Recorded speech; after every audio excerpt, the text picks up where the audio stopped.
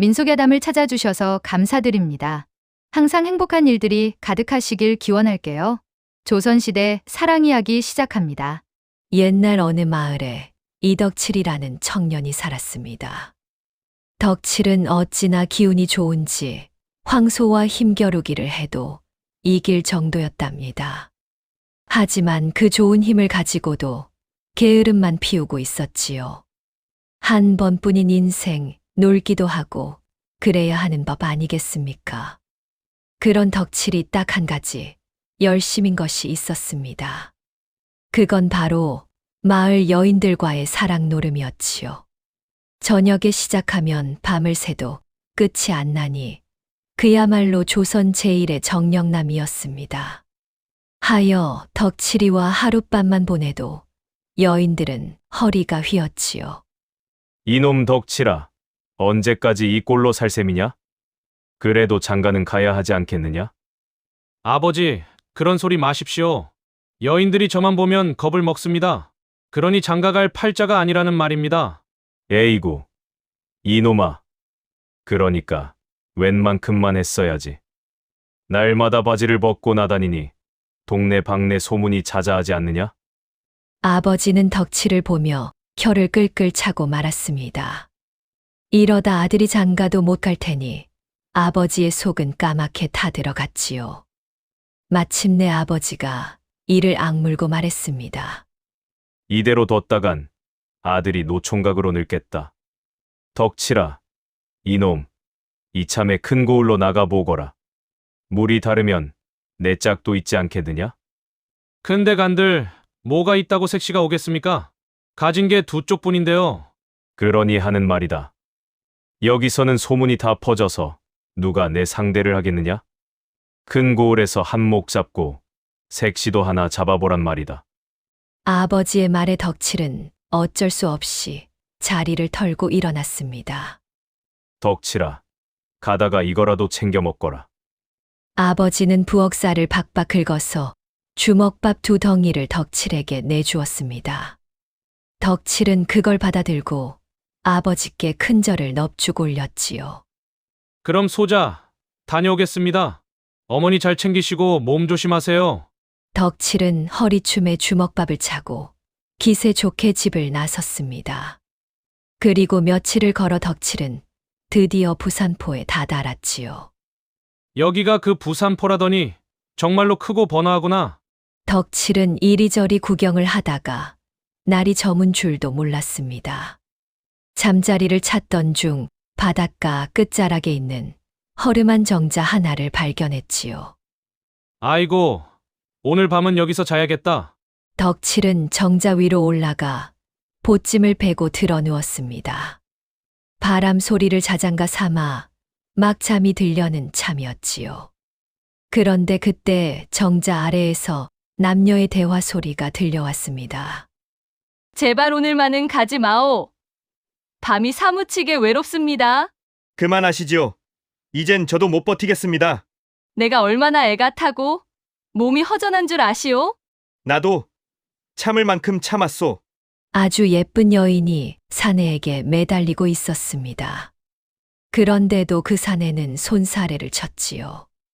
부인은 밤을 시작하면 끝이 없소. 밤새도록 날 잡고 안 놔주니 나도 이젠 못 버티겠소이다.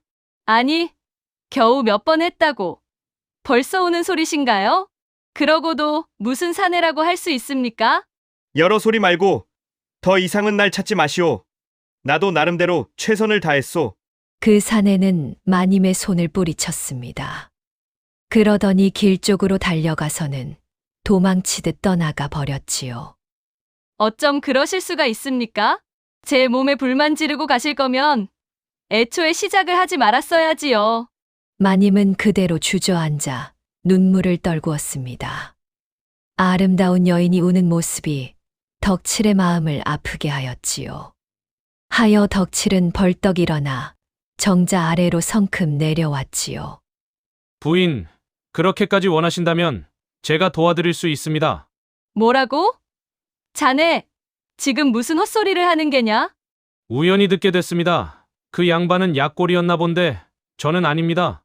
마님은 덕칠을 머리부터 발끝까지 훑어보았습니다. 비록 차림새는 남루했지만 기골이 당당했지요. 자네 말이 참 당돌하구나. 시골뜨기 하나가 허풍을 떠는 게 아닌가? 입만 놀리는 사내는 아닙니다. 제가 지나간 여자들은 다시는 제 앞에 못 섭니다. 몸이 감당을 못해서 말이죠. 그것이 정말이냐? 그렇다면 내 허기를 채워줄 사람은 너밖에 없겠구나. 하지만 헛소리였다간 등짝을 쌀가마니처럼 두들겨줄 것이야. 한번 믿어보시지요. 후회는 없을 것입니다. 아무래도 빈말이 아닌 것 같았지요. 그리하여 속는 셈치고 마지막으로 한 번만 더 믿기로 하였답니다. 아침 햇살에 눈을 뜬 덕칠은 상쾌한 바람을 맞으며 밖으로 나왔습니다. 기와집 마당 한편에선 나이 지긋한 머슴 하나가 천 뭉치를 짊어지고 왔다 갔다 하고 있었지요. 안녕하십니까? 처음 뵙겠습니다. 어이쿠, 넌 또 누구야? 오늘부터 이 집에서 일하게 된 이덕칠이라 합니다. 머슴 만복은 덕칠을 머리끝부터 발끝까지 훑어보았습니다. 누가 널 이 집에서 일하라고 했단 말이냐? 마님이요. 어젯밤 늦게 마님이 데려오셨습니다. 만복은 말없이 덕칠을 째려보더니 고개를 절레절레 흔들었습니다. 에잉, 이번엔 또 며칠이나 버티려나? 그는 뒤돌아서더니 중얼거리며 가버렸지요. 그때 마침 여종 하나가 생선이 든 광주리를 안고 들어오고 있었습니다. 여종의 이름은 정이, 얼굴이 갸름하고 코가 오똑했으며 입술은 앵두 같은 고운 처녀였답니다. 당신이 덕칠입니까? 그렇습니다만 날 따라오시지요. 덕칠은 그녀를 따라 부엌으로 들어섰지요. 저기 밥상 차려놨어요. 알아서 챙겨 드세요. 고맙습니다. 그런데 마님은 지금 어디 계십니까? 그걸 왜 물으시나요? 정희는 조금은 따가운 말투로 되물었습니다. 오늘부터 일하게 됐으니까 그렇지요. 무슨 일을 하면 되는지 여쭤봐야 할 것 아니겠습니까? 그러자 정희는 덕칠을 빤히 바라보았지요. 밤일하러 온 게 아니신가요? 그거 외엔 새 머슴을 부를 이유가 없지요. 정희의 말에 덕칠은 속이 싸늘해졌습니다. 아무래도 마님이 사내를 들인 것이 이번이 첫 번째가 아닌 것 같았지요. 그럼 지금 마님은 집에 안 계십니까? 저녁에나 돌아오시지요. 늘 낮에는 밖에 나가 계신 것입니까? 정말 아무것도 모르고 오셨군요. 마님은 부산포에서 큰 포목점을 운영하십니다. 이 고을의 비단과 무명 절반이 저희 마님 손을 거치지요. 해서 낮에는 늘 포목점에 계셔요. 정희의 말투는 퉁명스러웠지요. 그래도 묻는 말은 빠짐없이 대답해 주었습니다. 그렇군요. 일단 밥은 고맙게 잘 먹겠습니다. 덕칠은 부엌에 쪼그리고 앉아서 허겁지겁 먹기 시작했습니다. 그 사이 정희는 우물가에 앉아 생선을 다듬고 있었습니다. 머리를 떼어내고 비늘을 벗겨내는 모습이 능숙했습니다. 정희는 말은 퉁명스러웠지만 하는 일에는 허투루 넘기는 법이 없었습니다. 손놀림은 거침없고 눈빛은 흐트러짐이 없었지요. 똑 부러진 그녀의 태도에 덕칠은 묘한 끌림을 느꼈습니다. 밥을 먹은 덕칠은 뒷마당으로 나갔지요. 마침 만복이 배틀감을 정리하고 있어서 그 일을 거들려 했습니다. 밥도 먹었으니 저도 몸 좀 써야겠습니다. 거슬리니까 저리 가시게. 덕칠이 멈칫하며 물었습니다. 왜 그러십니까? 내 얼굴에 뭐 묻었습니까? 자네에겐 자네 할 일이 따로 있네. 이건 내 일이니 신경 끄고 들어가 보시게. 머슴까지 퉁명스러우니 덕칠은 도무지 이해가 되지 않았습니다. 다들 왜 나한테 이리도 퉁명스럽지? 내가 뭐 잘못했나? 만복은 한심하다는 듯 덕칠을 잠시 쳐다보다 말했습니다. 뭐, 있는 동안이나 편히 있다 가시게. 얼마나 버틸지 모르겠지만. 그게 무슨 말입니까? 속 시원히 말씀 좀 해주시죠. 덕칠이 거듭 묻자 만복은 배틀감을 내려놓고 털썩 앉았습니다. 이리 앉게. 덕칠도 조용히 그의 앞에 앉았습니다. 자네 같은 사람들 여태 몇이나 다녀갔네. 근데 열흘을 넘긴 사람이 없었지. 왜 열흘을 못 넘겼습니까? 마님을 감당 못해서지. 덕칠은 눈을 가늘게 뜨고 물었습니다. 마님이 그렇게 센 분입니까? 글쎄, 나야 기회조차 없었으니 모르지. 하지만 마님은 웬만한 사내론 시원찮다 하시더군. 하룻밤 만에 쫓겨나는 경우도 허다했지. 그래서 다들 나를 곱게 안 본 거였군요. 떠날 사람이라 여긴 것이지. 그렇지. 정들면 뭐 하겠나? 금세 갈 사람인데. 뭐 들어보니 그럴 만도 하군요. 그런데 저 정의에 대해 좀 여쭤봐도 되겠습니까? 자네가 어쩌다 정의를 묻는 건가? 그냥 궁금해서요. 본래 어디서 왔고 언제부터 이 집에서 일했는지요? 만복은 고개를 살짝 저었지요. 자네는 마님 손에 이끌려 들어온 사람이야. 정의에 대한 관심은 접는 게 좋을 걸세. 괜한 소문 돌아서 마님 귀에 들어가 보게.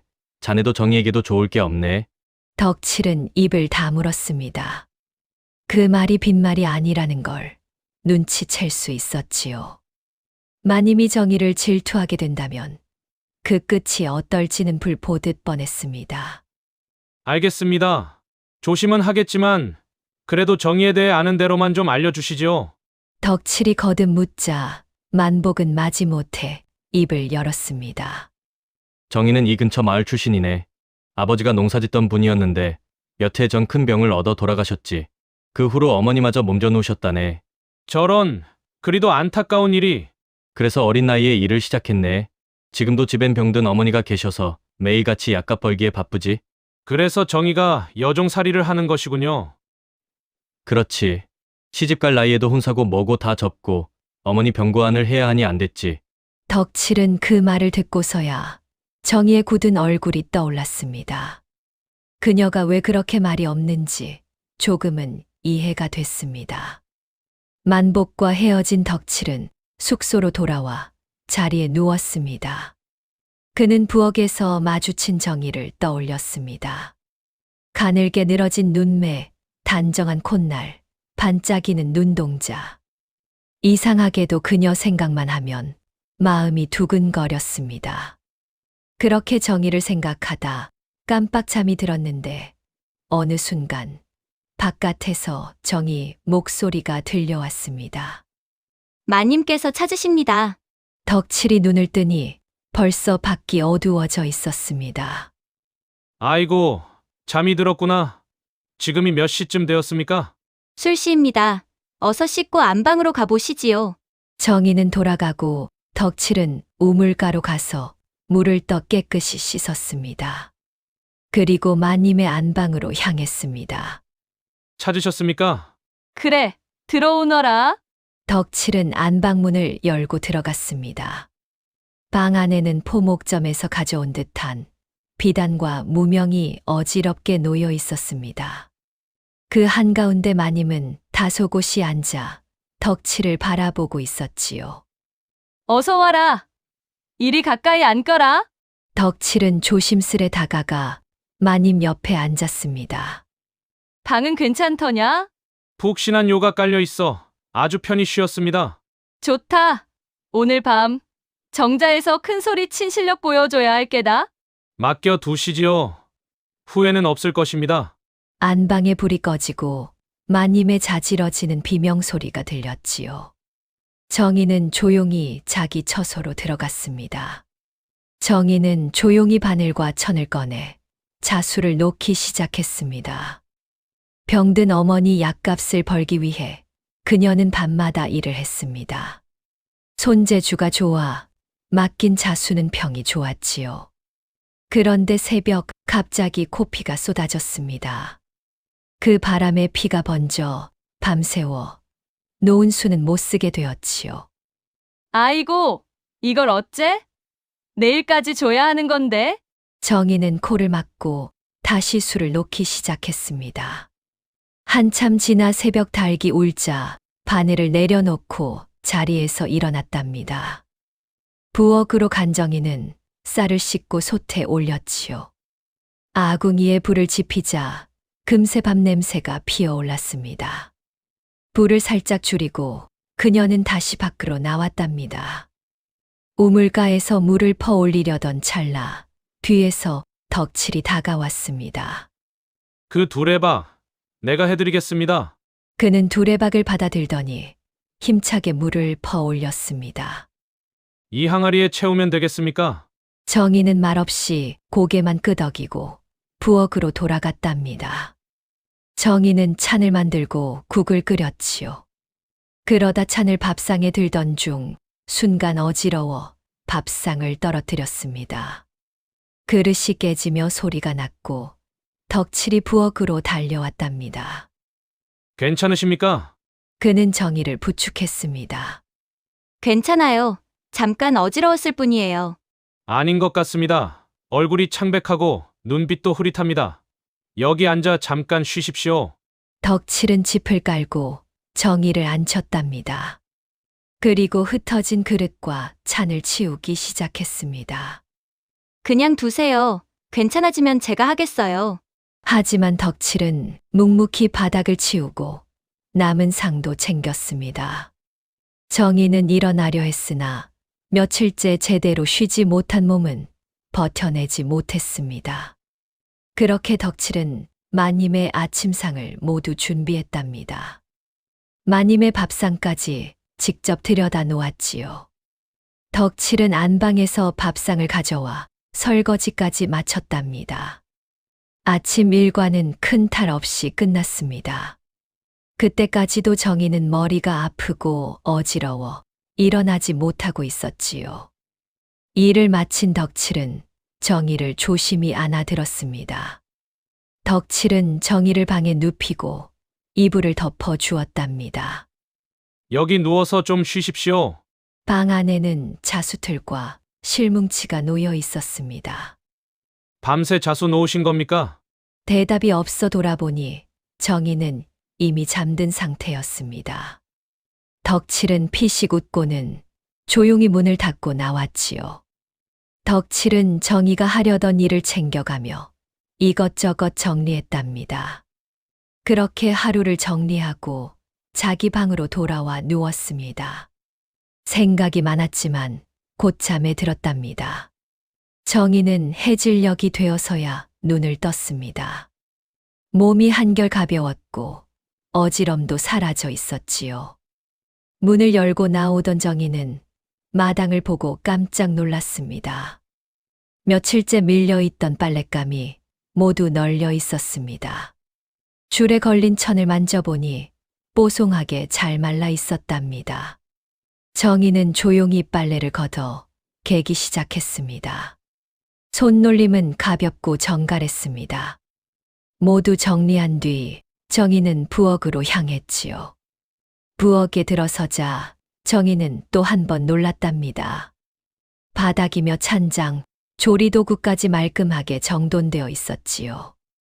아궁이 재도 깨끗이 치워져 있었습니다. 부엌간이 환하게 빛날 만큼 정리가 잘 되어 있었답니다. 그 광경에 정희는 저도 모르게 미소를 지었지요. 한편 장사일을 마무리하던 마님은 포목점 가게의 물건들을 창고로 옮기게 하고 장부를 정리하고 있었습니다. 부산포에서 제법 이름난 포목점을 운영하는 마님이었지요. 그때 옆 가게 주인인 김씨 과부가 슬쩍 안으로 들어왔습니다. 이거 이번에도 새로 사내를 들였다고? 어휴, 부산포의 소문 안새는 구석이 있긴 한가 몰라? 내가 모르면 그게 소문이겠어? 그런데 어떤 놈이길래 이번엔 너 혼자씩 웃고 다녀? 마님은 의자에 앉아 엉덩이를 비틀며 한숨을 내쉬었습니다. 말도 마라. 아랫도리가 아직도 욱신거려. 설마 또 시시한 놈 데려다 헛물만 켠 거 아니야? 아니야? 이번엔 진짜야. 그런 놈은 처음 봤어. 그냥 크기나 모양? 그런 게 아니라 몸이 그냥? 하여간 내가 다 못 버티겠더라니까. 오, 이젠 진짜 물건 하나 건졌구먼. 근데 혼자만 품고 있으려는 건 좀 치사한 거 아니냐? 이놈은 달라. 얘는 내가 꽉 붙잡고 있을 거야. 너랑 나랑 몇 년 사이인데 그걸 나눌 수 없다는 거야? 남편도 아니고. 그래서 더 안 되는 거야. 얘만은 내가 욕심 내려니까. 김 씨는 인상을 찌푸리고 몸을 휙 돌렸습니다. 그렇게 나올 줄 알았다. 잘들 해보시지. 마님은 시큰둥하게 어깨를 으쓱하더니 일꾼들에게 문단속을 시키고 집으로 향했습니다. 마님은 집에 돌아와 옷을 갈아입고 자리에 누웠습니다. 밤이 조용해지자 어젯밤 일이 자꾸 떠올랐습니다. 그런 느낌 처음이었지. 허풍만 치던 게 아니라 진짜 저런 놈도 있는 거였구나. 이놈, 신분만 좀 괜찮았으면 내가 그냥 데리고 살았을 텐데. 아직 다리와 허리가 뻐근했지만 마님의 얼굴엔 은은한 미소가 번졌습니다. 그렇게 마님은 덕칠 생각을 하며 기분 좋게 잠에 들었답니다. 다음 날 정희는 아침 일을 마치고 장터로 향했지요. 병든 어머니 생각에 발걸음이 바빴답니다. 익숙한 채소 가게 앞에 도착하자 상점 아주머니가 반갑게 맞았습니다. 정이 왔구나. 오늘은 무엇을 찾니? 어머니에게 죽이라도 끓여 드시게 하려고요. 감자랑 나물 좀 주시겠어요? 에휴, 내 사정 내가 알지? 아주머니는 고개를 끄덕이더니 찬거리를 더 얹어 주었습니다. 이거 너무 많이 주시는 거 아니에요? 내 자식 같아서 그러는 거다. 걱정 말고 가져가. 잘 드시게 하고. 고맙습니다. 아주머니, 꼭 갚을게요. 정희는 고개 숙여 인사하고 바삐 걸음을 옮겼습니다. 집에 도착하자 어머니는 방 안에서 기침을 하고 계셨습니다. 어머니, 다녀왔습니다. 오냐, 정이야. 기침이 멎질 않는구나. 어머니, 아침 지어드릴 테니 잠시만 기다리세요. 정희는 솥에 물을 올리고 아주머니가 준 재료들을 정성껏 다듬었습니다. 나물은 들기름에 볶아내고 감자는 푹 익혀 국을 끓였습니다. 정희는 밥상에 음식을 올려 어머니 앞에 놓았습니다. 오늘은 약방에 다녀올게요. 약을 지어와야겠어요. 아이고, 그 돈이 어디 있다고. 그냥 참아야지. 안 됩니다. 제가 품삯을 모아뒀으니 걱정 마세요. 해가 기울 무렵 정희는 상을 치우고 옷을 갈아입었습니다.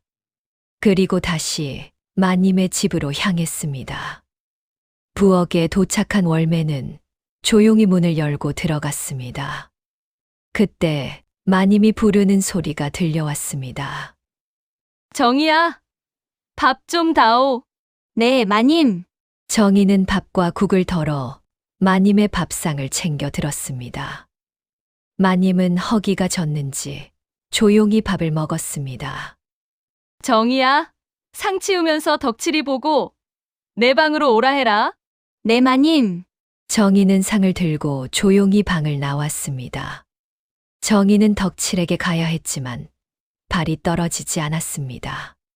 한밤중에 마님이 덕칠을 부르면 어떤 일이 벌어지는지 정희는 이미 알고 있었습니다. 그래서 더더욱 그를 부르기 싫었습니다. 덕칠이 안방에 들어가는 것이 왜 이리도 꺼림칙한지 스스로도 알 수 없었습니다. 정이야, 덕칠이 불렀느냐? 네, 마님 지금 갑니다. 망설이는 사이 마님은 다시 소리쳤습니다. 정희는 할 수 없이 덕칠의 방 쪽으로 걸음을 옮겼습니다. 하지만 방 앞에 도착하고도 정희는 말을 꺼내지 못한 채 서 있었지요. 잠시 뒤 마님이 직접 나와 덕칠의 방 앞으로 왔답니다. 그리고 그 앞에 멍하니 서 있는 정희를 보았습니다. 아니, 심부름을 시킨 지 언제인데 아직도 서 있느냐? 마님의 목소리에 정희는 흠칫 놀랐습니다. 죄송합니다요. 마님. 가서 내일이나 하거라. 정희는 부엌으로 달려갔지요. 마님은 덕칠을 깨워 안방으로 데려갔습니다. 잠시 후 안방에 불이 꺼지고 마님의 신음소리가 조용한 집안을 울렸습니다. 그 소리는 부엌까지 고스란히 들려왔지요. 정희는 두 손으로 귀를 막았답니다. 평소에는 흘려들었지만 오늘따라 그 소리는 너무도 괴로웠답니다. 정희는 귀를 막고 웅크린 채 부엌 바닥에 앉아 있었지요. 허나 차오르는 가슴앓이에 견디지 못하고 대문을 박차고 나갔습니다. 정희는 무작정 마을 끝까지 어둠 속을 헤매듯 걸었습니다. 어느새 멈춰선 곳에서 그녀는 눈을 감았답니다. 깨진 그릇을 아무 말 없이 치워주던 덕칠, 밥을 차려주고 설거지를 대신하던 덕칠. 자신보다 먼저 우물을 길어주던 그 모습이 떠올랐습니다. 그런 그가 지금은 마님의 방 안에 있었습니다. 그와 마님이 함께 있는 모습을 상상하는 것만으로도 가슴이 저려왔지요. 정희는 새벽 달기 울고서야 정신을 차렸습니다. 옷소매로 눈물을 닦고 다시 마님의 집으로 발길을 돌렸지요. 어째 발걸음이 너무나 무거웠답니다. 며칠이 지나면서 정희의 눈길이 자주 덕칠에게 머물렀습니다. 덕칠이 마당을 쓸고 있으면 슬며시 쳐다보다 고개를 돌렸고, 우물가에서 마주치면 말을 걸진 않아도 걸음을 늦추곤 했지요.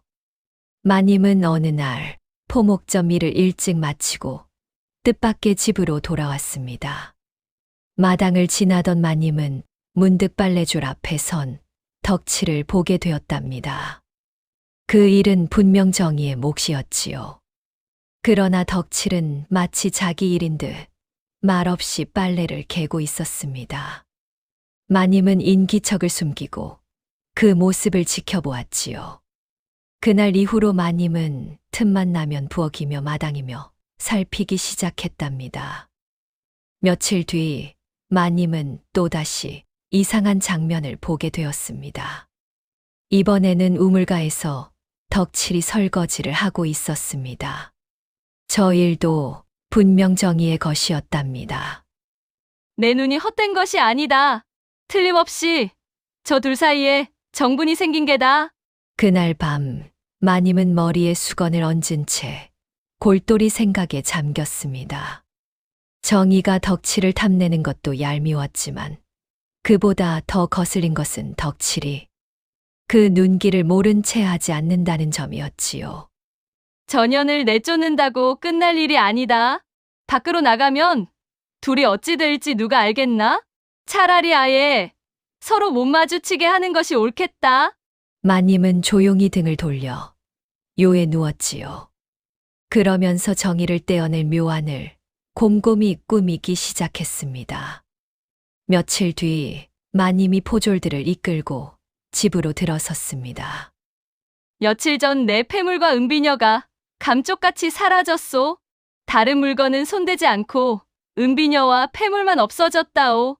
이는 집안을 잘 아는 자의 짓이 분명하오. 포졸들은 마당을 나눠 뒤지기 시작했습니다. 잠시 후 부엌 쌀독에서 은비녀와 폐물이 나왔습니다. 맞소. 내 것이 틀림없소. 부엌은 여종정이 외엔 드나드는 자가 없다고 하셨지요? 그럼 범인은 정해졌어. 아니옵니다. 저는 그런 짓 하지 않았습니다. 증거가 나왔으니 더 말할 것 없다. 이연을 관하로 압송하라. 정희는 포박되어 끌려갔습니다. 이를 지켜보던 덕칠은 말없이 서 있었답니다. 설마 정희가 도둑질을 했으리라곤 믿기지 않았지요. 그런데 마님 얼굴에 스치듯 미소가 번졌답니다. 이를 지켜본 덕칠의 가슴에 묘한 의심이 남았습니다. 정희는 그럴 사람이 아닌데, 그런데 마님은 왜 웃고 있었을까? 덕칠은 문득 정희가 남기던 말을 떠올렸습니다. 병든 어머니가 지금 어찌 지내고 계실까 궁금해졌지요. 덕칠은 물어물어 정희의 집을 찾아갔답니다. 문을 열자 정희 어머니가 방 안에서 힘없이 누워 계셨습니다. 방 안엔 연기 한 줄 없었고 솥은 비어 있었지요. 저는 정희의 친구 덕칠이라 합니다. 정희가 잠시 바쁜 일이 생겨 대신 왔습니다. 아이고, 우리 정희가 언제 돌아오나요? 배도 고프고 약도 떨어졌는데. 정희 어머니의 얼굴엔 피기가 없었습니다. 그 광경에 덕칠의 가슴이 저려왔지요. 어머니, 제가 약방에 다녀오겠습니다. 덕칠은 그 길로 약방으로 달려갔습니다. 주인 영감님, 폐병에 좋은 약을 5첩 지어 주십시오. 그래. 알았다. 기다려보거라. 약방 주인은 약재를 정성껏 5첩을 만들어 주었답니다. 덕칠은 품에 있던 돈을 털어 약값을 치르고 정이 집으로 돌아왔습니다. 어머니, 약을 지어 왔습니다. 제가 다려드리겠습니다. 아이고, 고맙구나. 정희가 참 좋은 친구를 뒀구나. 덕칠은 부엌으로 가서 약을 정성껏 다렸습니다. 약 냄새가 온 집안에 퍼져나갔지요.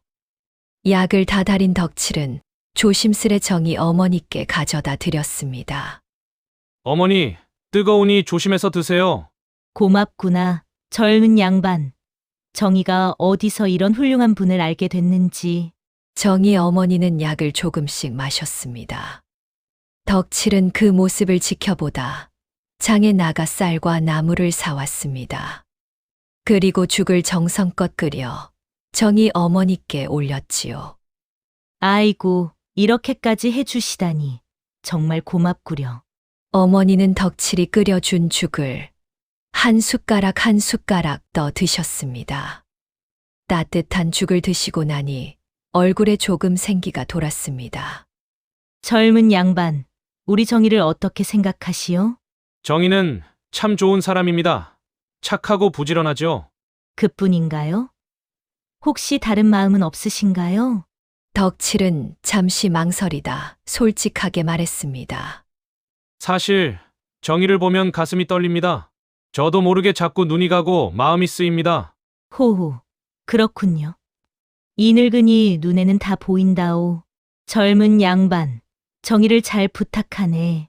우리 정희에게 이런 훌륭한 신랑감이 나타날 줄이야. 어머니의 말에 덕칠은 얼굴이 붉어졌습니다. 그런데 정희는 지금 옥에 갇혀 있었지요. 덕칠은 어머니를 돌보고 다시 마님댁으로 돌아왔습니다. 그날 저녁 정희가 옥에서 나오지 못하자 덕칠은 더욱 걱정이 깊어졌습니다. 덕칠은 그날 밤 잠을 이루지 못하고 밤새 뒤척였습니다. 관아에 갇힌 정희의 얼굴이 눈앞에서 떠나질 않았지요. 이튿날 마님이 포목점에 나간 틈을 타 덕칠은 몰래 안방에 들었습니다. 화려한 함 속에는 값비싼 비녀와 폐물이 들어 있었지요. 덕칠은 조용히 그중 일부를 품에 넣고 나머지는 부엌에 쌀도 깊숙이 묻었습니다. 그리고 곧장 관아로 달려갔지요. 잠시 뒤 포졸들이 마님의 집으로 들이닥쳤습니다. 또 도둑이 들었단 말이오? 그렇소. 이번엔 은비녀와 폐물까지 모조리 사라졌소이다. 홍내부에서 손을 댔을 수도 있소. 반드시 살펴보시지요. 제가 보기엔 안에서 손을 탄 듯하옵니다. 포졸들이 각방을 수색하던 중 외마디 소리가 터졌습니다. 찾았소이다. 쌀독에서 은비녀와 폐물이 나왔다. 마님과 포졸들은 허둥지둥 부엌으로 달려왔습니다. 저것들은 틀림없이 내 것이요. 근데 이건 이상하군. 감옥에 갇힌 정희가 또 훔칠 수는 없지 않소. 그러니 정희는 처음부터 죄가 없었던 게 아니겠소. 그렇소. 이건 누가 일부러 뒤집어 씌운 짓이오. 여봐라. 당장 정희를 방면하라. 이 여인은 무죄요. 잠시 후 관아 문이 열리자 정희가 수척한 얼굴로 걸어 나왔습니다. 덕칠은 한 걸음에 달려가 그녀를 끌어안았습니다. 얼마나 마음고생이 심하셨소. 대체 어찌 된 일입니까? 풀려나다니 정말 꿈만 같아요. 길게 설명할 순 없어요. 당분간 집으로 돌아가 계시오. 곧 다시 찾아가겠소. 덕칠은 정희를 집에 데려다 주었지요. 정희가 집에 도착하자 어머니는 반가워하셨습니다. 정희야, 무사히 돌아왔구나. 덕칠이가 약도 지어오고 밥도 해주었단다. 어머니, 덕칠이가요? 그래, 참 훌륭한 젊은이더구나. 정희야, 저런 신랑감을 어디서 찾겠니? 어머니는 덕칠을 마음에 들어 하셨지요. 정희는 얼굴이 붉어져 고개를 숙였습니다. 덕칠은 마님 댁으로 돌아와 마님께 말씀드렸습니다.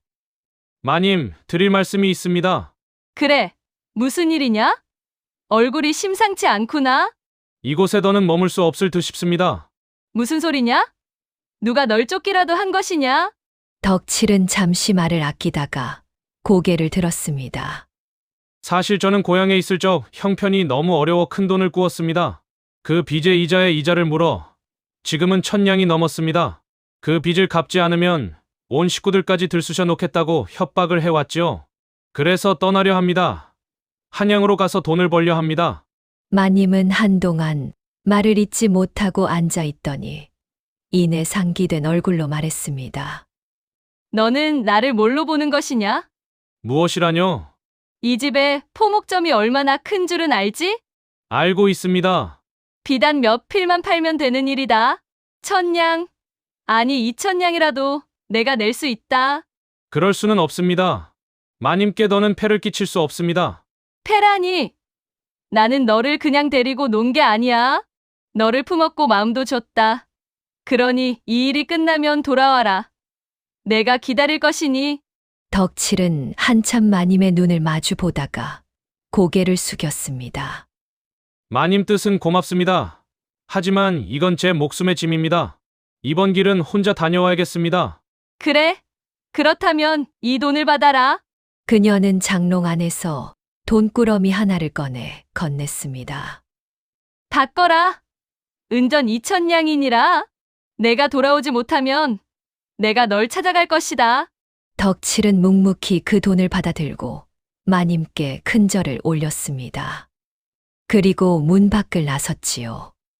그 뒷모습을 보며 마님은 조용히 읊조렸습니다. 이놈아, 내가 갚을 빚은 1,000냥이 아니야. 내 마음이지. 덕칠은 2,000냥이 담긴 돈꾸러미를 든 채 정희의 집으로 달려갔습니다. 집 근처에 이르자 담장 밖에서 기다리던 정희가 그를 맞이했지요. 이만하면 새로 시작하는데 충분할 것입니다. 우리 같이 고향으로 내려갑시다. 제 어머니도 함께 모시고 가도 되겠습니까? 물론이지요. 앞으로는 제가 어머님을 모시겠습니다. 어머니는 달구지에 조심스레 태워졌고 정희는 그 옆에 앉았습니다. 덕칠은 달구지 앞에 서서 고삐를 잡고 걸었습니다. 잠시 멈춰 서던 덕칠이 정희에게 조심스레 말하였지요. 정희, 당신을 진정 사랑합니다. 내 아내가 되어 주시겠소? 낮에도 밤에도 그대를 웃게 하리다. 하지만 마님은요? 다시 돌아가는 일은 없으시겠어요? 날이 노릇도 사양입니다. 이 손으로 새 삶을 일으켜렵니다. 그러자 달구지에 앉아 있던 정희 어머니가 말했습니다. 사위 될 양반, 우리 정이 힘들게 하지 마셔요. 알겠습니다. 다시는 울게 하지 않겠습니다. 어머님도 제가 모시겠습니다.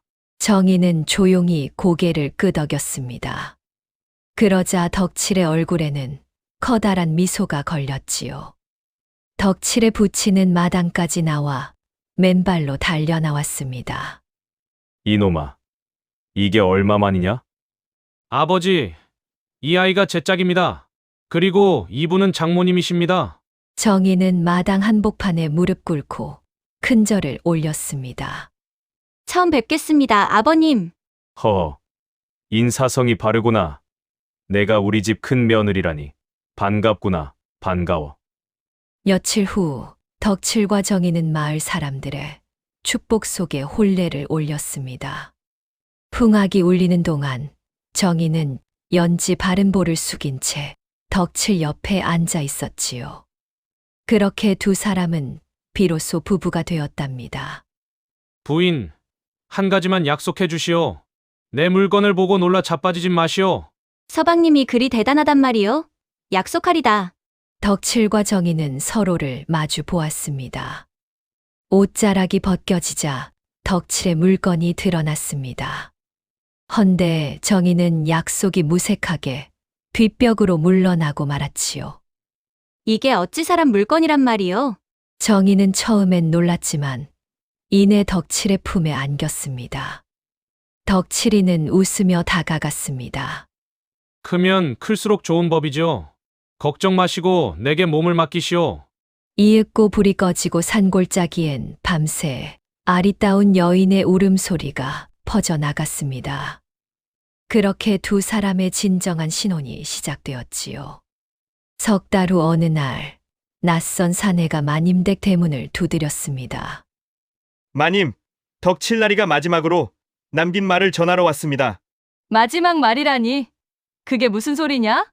사내는 고개를 떨구고 천천히 입을 열었습니다. 덕칠나리는 한양로 가는 길에 몸을 실었습니다. 헌데 큰 산적대를 만나 일행이 모두 죽임을 당했답니다. 그리하여 돈도 사람도 다 사라졌지요. 덕칠나리도 죽고 말았습니다. 죽기 전 덕칠나리는 이런 말을 남겼습니다. 마님, 저 먼저 갑니다.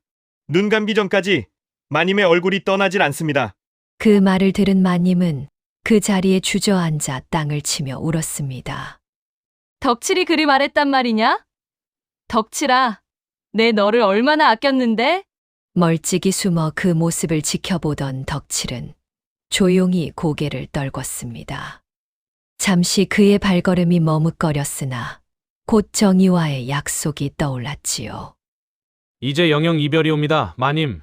정의를 괴롭힌 것에 대해서는 행복하게 사는 걸로 복수를 대신하겠소. 덕칠은 그렇게 말하고는 다시 고향 마을을 향해 발길을 돌렸습니다. 그곳에는 사랑하는 아내와 장모님, 그리고 아버지가 기다리고 있었답니다. 덕칠은 부지런히 농사를 지어 빚을 모두 갚았습니다.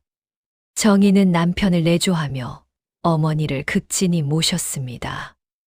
약을 정성껏 다려드리고 따뜻한 밥을 챙겨드린 덕분에 정희 어머니의 병은 차츰 나아졌답니다.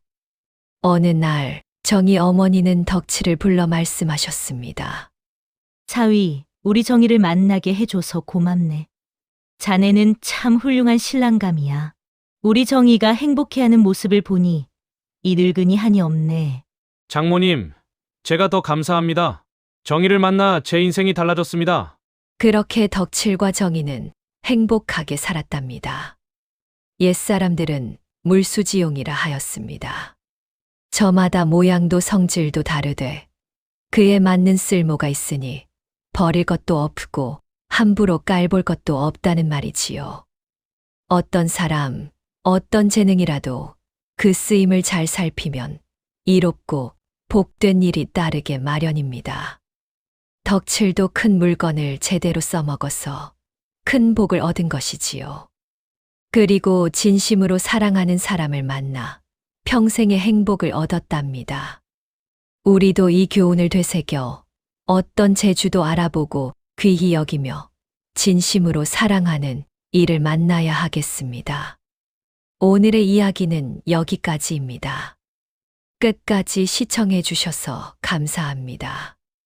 오늘의 이야기가 재미있으셨다면 구독과 좋아요 꼭 눌러주세요. 그럼 오늘도 행복하고 즐거운 시간 되세요.